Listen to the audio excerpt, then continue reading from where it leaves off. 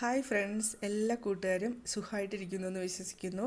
അപ്പോൾ ഇന്നത്തെ നമ്മുടെ റെസിപ്പി നെത്തോലി മീൻ വെച്ചിട്ടുള്ള തോരനാണ്. അപ്പോൾ ആദ്യമായിട്ട് നമുക്ക് ഈ നെത്തോലി എങ്ങനെയാണ് അതിൻ്റെ മുള്ളെടുക്കുന്നതെന്ന് നോക്കാം.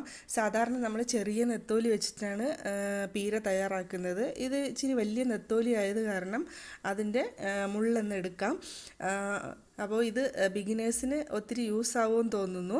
ആദ്യം നമ്മൾ ഈ നെത്തോലിയുടെ രണ്ട് സൈഡിലായിട്ട് ചെറുതായിട്ടൊന്ന് പ്രസ് ചെയ്ത് കൊടുത്തിട്ടുണ്ടെങ്കിൽ ഇതുപോലെ അതിൻ്റെ മാംസം മാത്രം ഇങ്ങനെ എടുക്കാൻ പറ്റും. മുള്ളതാ ഇതുപോലെ വേർപെട്ട് കിട്ടുകയും ചെയ്യും. ഇനി അടുത്തത് നമ്മൾ നെത്തോലി പീര ഉണ്ടാക്കാൻ വേണ്ടിയിട്ട് ആവശ്യമായിട്ടുള്ള സാധനങ്ങൾ എന്തൊക്കെയാണെന്ന് നോക്കാം. അപ്പോൾ ഞാനിവിടെ ഒരു 8-10 ചെറിയ ഉള്ളി എടുത്ത് വെച്ചിട്ടുണ്ട്. അതുപോലെ ഒരു ചെറിയ കഷ്ണം ഇഞ്ചി ചെറുതായിട്ട് മുറിച്ച് വെച്ചിട്ടുണ്ട്. പിന്നെ പച്ചമുളക് ഓരോരുത്തരുടെ എരിവിനനുസരിച്ച് നമുക്ക് ചേർത്ത് കൊടുക്കാം. ഞാനിവിടെ ഒരു 4 പച്ചമുളക് എടുത്തിട്ടുണ്ട്. 1/2 കിലോ മീനാണ് തോരൻ വെക്കാൻ എടുത്തിട്ടുള്ളത്. പിന്നെ ഒരു 8-10 വെളുത്തുള്ളി അല്ലിയും ആവശ്യമുണ്ട്. അതുപോലെ പിന്നെ കുറച്ച് കറിവേപ്പില. പിന്നെ നമ്മൾക്ക് ആവശ്യമുള്ളത് ചെറിയ തേങ്ങയാണ്. പിന്നെ ഇതിലോട്ട് നമുക്ക് പുളിക്ക് ഞാൻ ചേർത്ത് കൊടുക്കുന്നത് കുടംപുളിയുടെ ജ്യൂസാണ്. അതാ ഇതുപോലെ കുപ്പിയിൽ പാക്കറ്റിൽ വാങ്ങാൻ കിട്ടും. ആ ജ്യൂസാണ് യൂസ് ചെയ്യുന്നത്. ഇനി നമുക്ക് നെത്തോലിയിലോട്ട് ചേർക്കാനുള്ള അരപ്പൊന്ന് തയ്യാറാക്കണം. അപ്പോൾ ഞാനിവിടെ ചിരകിയ തേങ്ങ ജാറിലോട്ട് ഇട്ട് കൊടുത്തു. പിന്നെ എന്താണ് നമ്മൾ ക്ലീൻ ചെയ്ത് വെച്ചിട്ടുള്ള വെളുത്തുള്ളി, അതുപോലെ ചെറിയ ഉള്ളി, പിന്നെ കുറച്ച് മഞ്ഞൾപ്പൊടി. അപ്പോൾ തേങ്ങ, മഞ്ഞൾ, ചെറിയ ഉള്ളി, വെളുത്തുള്ളി ഇത് ഇത്രയും കൂടെ ചേർത്തിട്ട് ഒന്ന് ചതച്ചെടുക്കാം. അപ്പം നമ്മൾ ഇഞ്ചി ഇട്ടിട്ടില്ല. ഇഞ്ചി ചെറുതായിട്ട് അരിഞ്ഞു വെച്ചിട്ടുണ്ടായിരുന്നു.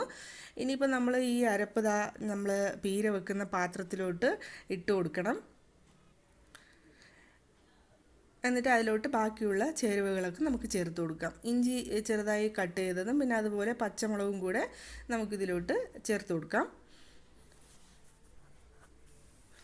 ഇനിയിപ്പോൾ നമ്മൾ മുള്ളൊക്കെ നീക്കി വെച്ച് നമ്മൾ ക്ലീൻ ചെയ്ത് വെച്ചിട്ടുള്ള നമ്മുടെ നെത്തോലി മീനും കൂടെ ഇതിലോട്ട് ചേർത്ത് നന്നായിട്ടൊന്ന് മിക്സ് ചെയ്തെടുക്കണം. ഇതുപോലെ നമ്മൾ കറിവേപ്പിലയൊക്കെ ചേർത്തിട്ട് നന്നായിട്ടൊന്ന് ഇളക്കി യോജിപ്പിച്ച് കൊടുക്കണം. അപ്പോൾ നമ്മുടെ പച്ചമുളകിൻ്റെയും കറിവേപ്പിലയുടെയൊക്കെ നല്ല ഫ്ലേവറൊക്കെ അതിൽ എല്ലാം കൂടെ മിക്സായിട്ട് കിട്ടുമല്ലോ. ഉപ്പും കൂടെ ചേർത്തിട്ട് നന്നായിട്ട് ഇതുപോലെ യോജിപ്പിച്ചെടുക്കണം.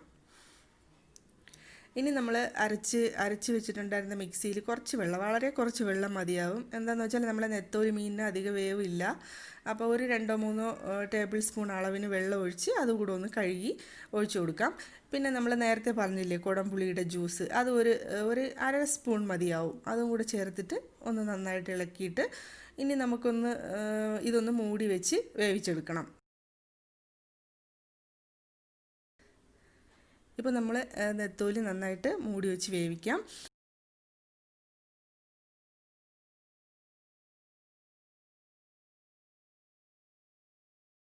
ഇപ്പോൾ നമ്മുടെ നെത്തോലിയുടെ വെള്ളമൊക്കെ വറ്റി നന്നായിട്ട് എല്ലാം വെന്ത് കിട്ടിയിട്ടുണ്ട്. നല്ലൊരു ഫ്ലേവറിന് വേണ്ടിയിട്ട് കുറച്ച് വെളിച്ചെണ്ണയും കൂടെ ഒഴിച്ചു കൊടുക്കാം.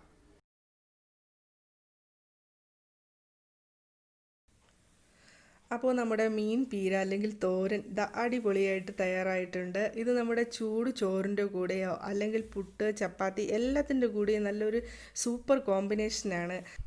വീണ്ടും നല്ലൊരു ഇൻട്രസ്റ്റിംഗ് ആയിട്ടുള്ള റെസിപ്പി ആയിട്ട് കാണാം. അതുവരേക്കും എല്ലാവർക്കും ടേക്ക് കെയർ. ബൈ.